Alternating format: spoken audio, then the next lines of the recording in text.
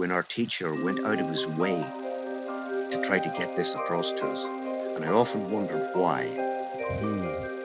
So we can see too far now anyway, you know, with modern consumer products, cameras now that you can buy, Nikon P900, P1000, you can see 1,000 miles out through the window of an aircraft.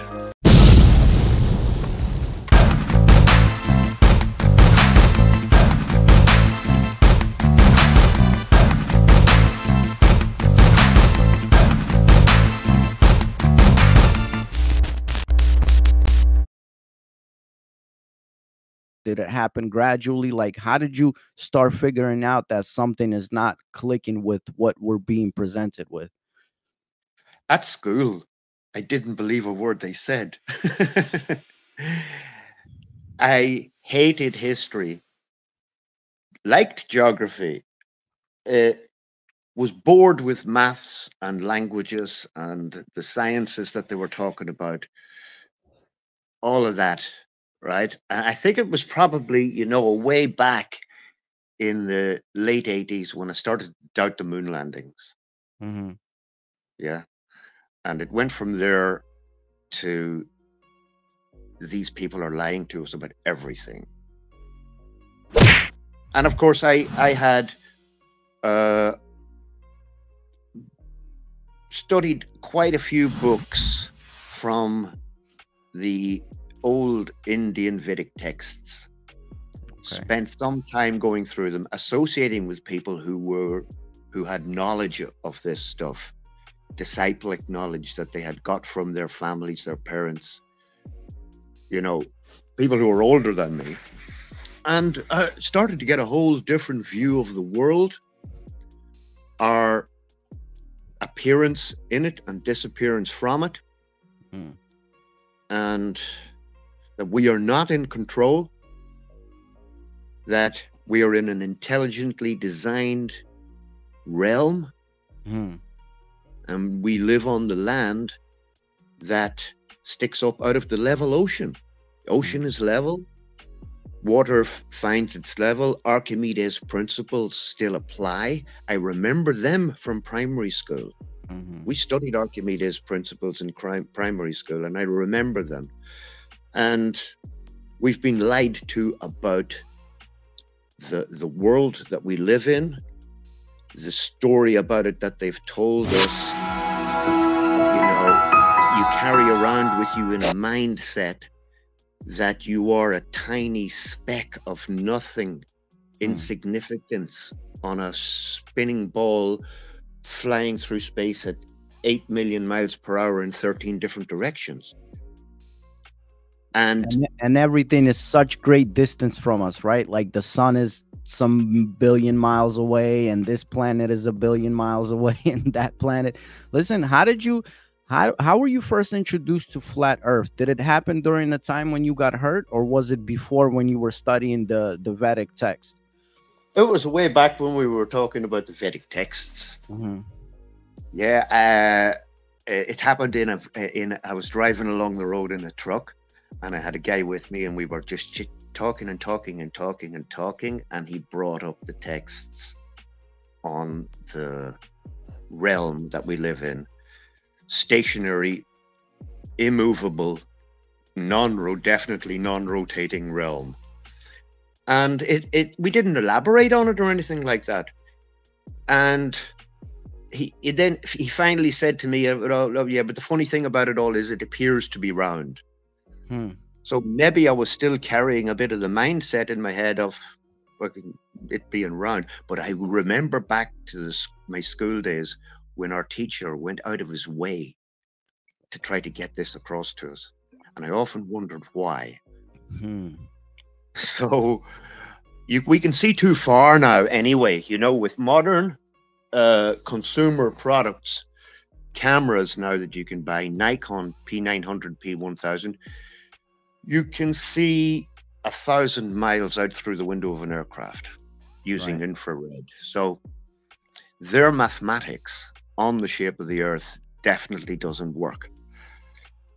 So it's either 3 million times bigger than they tell us, or it's immovable, stationary, and non-rotating.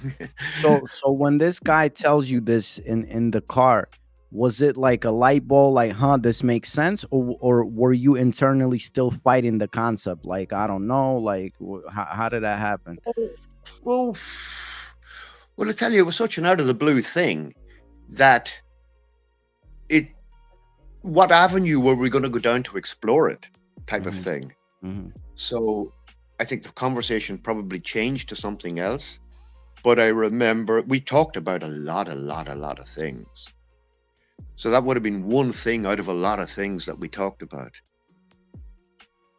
But when I started to see the evidence, photographic evidence and camera evidence, and my own observations as well, and then of course they're lying about that's the first lie. It basically means that if you carry the concept in your head, then there is no creator. Suddenly, nothing exploded and blew out, and now we're driving around in fucking Lamborghinis. They really want us to believe that everything happened by chance, huh? That you can create an airplane by chance. Just put a bunch of parts in the warehouse, blow it up, and you'll have an airplane, man. That's their story. But you know, if you sit down and talk to people, they may find it hard to understand the concept, but they just walk through life carrying it as a mindset, never challenging it, because there's far too much.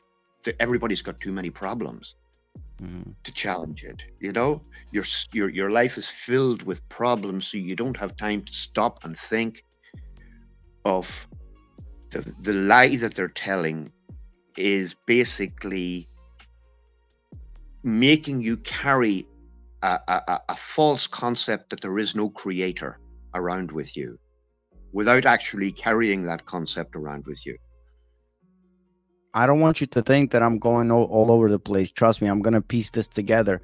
How was your, throughout life, what was your position on the higher power and God, if you will?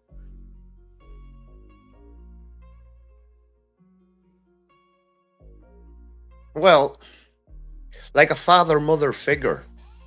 Like we have two parents in this world, and this world is a reflection of the world where there is no birth or death, the non-temporary world. This world is a reflection of that world. So from that world, the concept of the Godhead I have is a masculine, feminine consort. One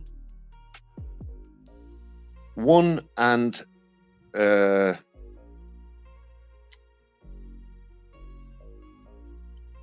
my question is, though, did you always have this present with you? Like, was the higher power always present in your life, or did you kind of?